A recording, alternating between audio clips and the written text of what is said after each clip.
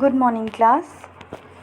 On previous turn, we had studied about the structure of dicot and monocot seed, right? पिछले turn पे हमने dicot और monocot seed का structure पढ़ा था, स्ट्रक्चर देखा था कि वो कैसे होते हैं और उनमें क्या क्या पार्ट्स होते हैं. So today we are going to study about germination. That what is germination?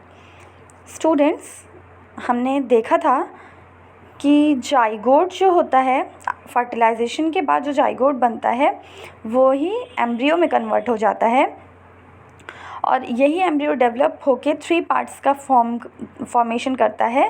Date is radicle, plumule and cotyledons. Right, means ये रेडिकल, प्लीम्यूल और कॉटिलेडन्स किसके पार्ट हैं? These are the parts of embryo.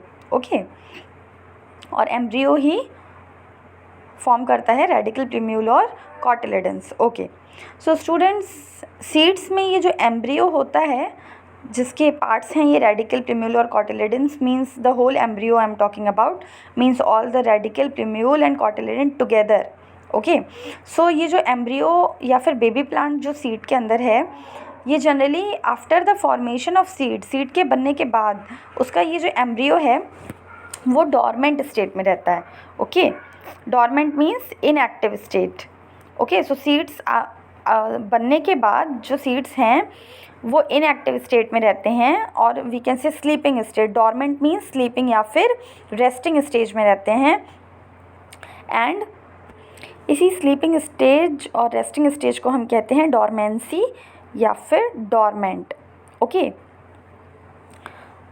And after the so students, the seed, after the formation of seed, it remains in inactive state. Okay, और during this dormancy period, जब ये इस sleeping stage में या फिर dormancy के period में seed रहता है तो ये इसमें कुछ जो भी रिएक्शंस होती हैं जिनके थ्रू ये मैच्योर हो जाता है. Okay, the seed becomes mature और इसमें कुछ ऐसे चेंजेस होते हैं इन सीड में. एंड आफ्टर डैट, उसके बाद जब इस सीड को फेवरेबल कंडीशंस मिलती हैं, okay, when it will get the favourable conditions, proper conditions, then this seed will be converted to, this seed will become active. Okay, this seed will become active and after that it will start to form the roots and shoot. ये root और shoot बनना इसमें root और shoot का formation इसमें start हो जाएगा. Means from a seed, firstly small plantlet. Okay, we can say a small plantlet, okay, will grow. Okay, so these small plantlets, or we can say that seedlings will grow. So what are seedlings? These small plantlets are called seedlings. Seedlings क्या हैं? Small plants that grow from seed are called seedlings.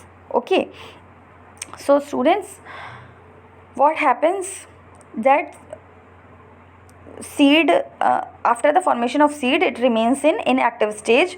and जब इसको favourable conditions मिलती हैं, जब इसको proper amount of water, temperature, air मिलती है, ऑक्सीजन मिलती है, देन ये सीड एक्टिव हो जाता है एंड ये फॉर्म करता है स्मॉल प्लांटलेट्स और seedlings. Okay, and this process by which the small plantlets और seedling forms from a seed, this process is called germination. Okay, so germination क्या है? The process by which a seed converts into a seedling or small plantlets, this process is called germination. इसी process को हम germination बोलते हैं. So students, you can see कि formation of seedling developed from the embryo, means embryo से या फिर seed से seedling का develop होना, seedling means small plantlets का develop होना is called germination. Okay students, now let's read this paragraph. The seed contains a dormant embryo. In a dry seed, the embryo is inactive. Okay, dry seeds में जो embryo होता है उनका वो क्या होता है? इनएक्टिव स्टेज में होता है. मीन्स जो सीड्स हम हमारे घरों में, इन आर होम्स, जो हम कंटेनर्स में ग्राम के सीड्स, पी के सीड्स स्टोर करके रखते हैं, ये सीड्स किस स्टेज में होते हैं स्टूडेंट्स? ये सीड डॉर्मेंट यानी स्लीपिंग स्टेज में होते हैं, रेस्टिंग स्टेज में होते हैं. ओके, एंड व्हेन हम इनको प्रॉपर कंडीशन देते हैं, जब हम इनको वाटर प्रोवाइड करते हैं, ओके, जब हम इनको ओवरनाइट के लिए सोक करके रखते हैं वाटर में, then they germinate and they form the seedling. Okay, so in a dry seed the embryo is inactive, it's said to be in a state of dormancy. Okay, outwardly it appears to be without life. जब हम इन seeds को अपने घरों में store करके containers में रखते हैं तो ऐसा लगता है कि इन सीड्स में कोई लाइफ नहीं है, but in fact all the chemical activities of life are going on in it. But then even उन कंटेनर में स्टोर सीड्स में भी सारे लाइफ प्रोसेसेस हो रहे होते हैं, although they are very slow, but ये सारे प्रोसेसेस बहुत स्लो स्पीड में हो रहे होते हैं. And little food is utilised. उस टाइम वो बहुत सीड्स जो हैं, सीड का जो एम्ब्रियो है वो बहुत कम फूड यूज़ करता है, यूटिलाइज करता है. Okay, the dry seeds consume oxygen and give out carbon dioxide. उस समय उनमें रेस्पिरेशन भी हो रहा होता है, वो ऑक्सीजन लेते हैं एंड कार्बन डाइऑक्साइड को रिलीज़ करते हैं, but in very minute quantities या स्मॉल क्वांटिटीज़ में. And they release heat as well. Heat भी जो रेस्पिरेशन के प्रोसेस में वो कुछ अमाउंट ऑफ हीट भी रिलीज़ करते हैं. When placed under proper condition, और जब हम उनको प्रॉपर फेवरेबल कंडीशंस देते हैं like water and all, so that time the dormant embryo awakens, that is it becomes active. वो इनएक्टिव एम्ब्रियो एक्टिव स्टेज में आ जाता है and starts going into a seedling, और ये एक सीडलिंग में डेवलप हो जाता है. All the changes leading to the formation of a seedling are collectively called germination. यही मीन्स एक सीड से सीडलिंग के डेवलप होने में जो भी चेंजेस हो रहे हैं, ये जो प्रोसेस है इसी को हम बोलते हैं germination. So what is germination? Germination is the process of formation of seedling develop from the embryo. अब now students see that a fresh seed from a plant normally does not germinate. Okay, plant से बना हुआ immediately form हुआ seed germinate नहीं करता है. अगर इसको सारी कंडीशंस मिलें जर्मिनेशन के लिए, देन इवन अगर इसको सारी फेवरेबल कंडीशंस हम दे दें इमिडिएटली फॉर्म्ड सीड को, then even it will not germinate. It must pass through a period of dormancy. ये अपनी इनएक्टिव स्टेज में ज़रूर जाएगा, डॉर्मेंसी की पीरियड में ज़रूर जाएगा, जिसके एंड इस पीरियड में ये क्या होता है, it undergoes physiological maturation. Okay, and in this dormancy period the seed becomes physiologically mature. Okay, so students we have seen that what is germination. Now हम बोल रहे हैं कि हम जब उसको favorable conditions provide करेंगे then it will germinate. So what are the favorable conditions? कौन सी ऐसी conditions necessary हैं, important हैं seed के germination के लिए? Let's see. The water, suitable temperature और air, and air means oxygen are necessary. Okay, so क्या क्या चाहिए? वाटर चाहिए, टेम्परेचर चाहिए प्रॉपर, एंड ऑक्सीजन चाहिए सीड के जर्मिनेशन के लिए. So first let's see about the water. Seed contains water from its environment, right? या तो उसको सॉइल से वाटर मिलता है. Environment means from the soil. Natural conditions में ये सॉइल से लेता है वाटर. ओके, अगर हम इसको सो कर देते हैं सॉइल में तो, एंड या फिर हम इसको प्रोवाइड करते हैं. सो it needs water. The water is absorbed all over the surface. ये अपने पूरे सरफेस के थ्रू वाटर को अब्जॉर्ब करता है, बट मेनली किसके थ्रू वाटर जाता है सीड के अंदर? Large amount of water goes inside the seed through micropyle. Okay, I explained you when I was teaching you about the structure of seed that micropyle एक पोर है जिसके through water seed के अंदर जाता है. ओके, सो वाटर के क्या uses हैं स्टूडेंट सीड में?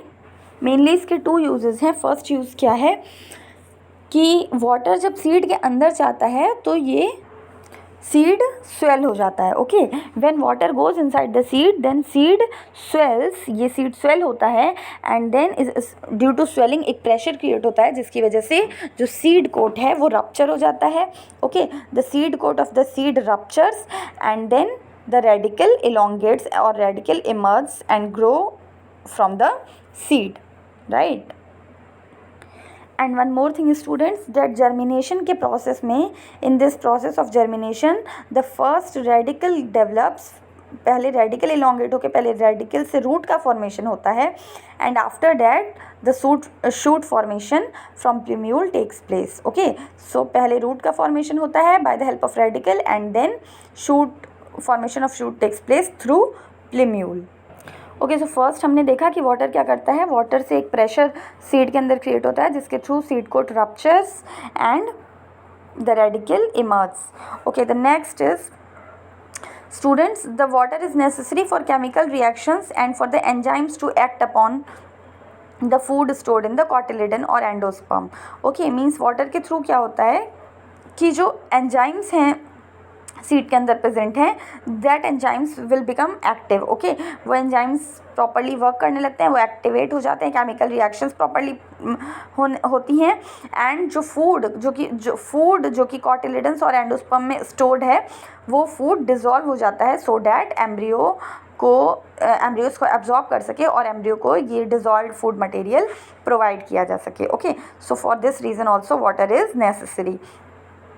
Now the suitable temperature, water is necessary for seeds. Now the second necessity for the germination of the seed is temperature. Okay, so बहुत कम temperature पे, at very low temperature and at very high temperature, both temperatures are unsuitable for germination. Okay, इन दोनों temperatures पे, at very low and at very high temperatures the seed does not germinate, because very low temperature पे क्या होता है कि जो seed के अंदर के जो एंजाइम्स हैं वो इनएक्टिवेट हो जाते हैं और वर्क नहीं करते हैं, जिसके थ्रू सीड की ग्रोथ इनहिबिट हो जाती है. Okay, and at very high temperature इसके पार्ट्स, इसके एंजाइम्स डिस्ट्रॉय हो जाते हैं. एट वेरी लो टेम्परेचर पे वो वर्क करना बंद कर देते हैं, इनहिबिट हो जाती है एंजाइम्स और इनकी एक्टिविटीज़, और इनके अंदर के जो मेटाबॉलिक प्रोसेसेस हैं वो भी बहुत स्लो हो जाते हैं, यू कैन से स्टॉप हो जाते हैं, इनहिबिट हो जाते हैं, और बहुत हाई टेम्परेचर पे ये एंजाइम्स जो हैं वो डिस्ट्रॉय हो जाते हैं, ड्यू टू विच इनके मेटाबॉलिक प्रोसेसेस स्टॉप हो जाते हैं and the seed can not survive. Okay, so इनके सीड के जर्मिनेशन के लिए एक प्रॉपर टेम्परेचर होना बहुत ही इसेंशियल है students. And this temperature almost कितना टेम्परेचर होना चाहिए? 25 to 35 degree Celsius. Okay, for most of the seeds 25 to 35 degree Celsius temperature is the proper temperature. इस temperature पे जो seeds हैं वो very properly germinate करते हैं. It is the favorable temperature for germination and this temperature is called optimum temperature. Okay, इस temperature को क्या बोलते हैं? Optimum temperature. So now students, let's read it. Okay, both very low and very high temperature are unsuitable for germination. At very low temperature inhibits the growth of embryo and at very high temperature destroys its delicate tissues. Moderately warm temperature means average moderate temperature कितना होना चाहिए? 25 to 35 degree Celsius is usually favorable for germination, which is also called optimum temperature. And seeds of tropical plants often need a higher temperature for the germination than those of temperate regions. Means tropical regions में जो plants होते हैं उनके seeds को temperate region वाले plants के comparison में थोड़ा ज़्यादा टेम्परेचर चाहिए होता है for the germination.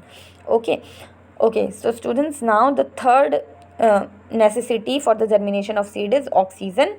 So seeds को ऑक्सीजन भी चाहिए होता है.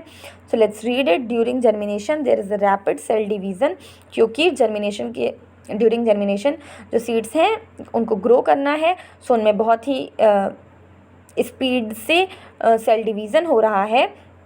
ओके, और उस सेल डिवीज़न के लिए, सेल ग्रोथ के लिए इनको क्या चाहिए? सेल डिवीज़न के लिए they need energy. And how they can produce energy? When oxidation of food, right. आपने माइटोकॉन्ड्रिया में पढ़ा है डेट फूड माइटोकॉन्ड्रिया में जाता है, वहाँ पे ऑक्सीजन से रिएक्ट करता है and then carbon dioxide, water vapour and energy is produced. Okay, so the energy is available only by respiration.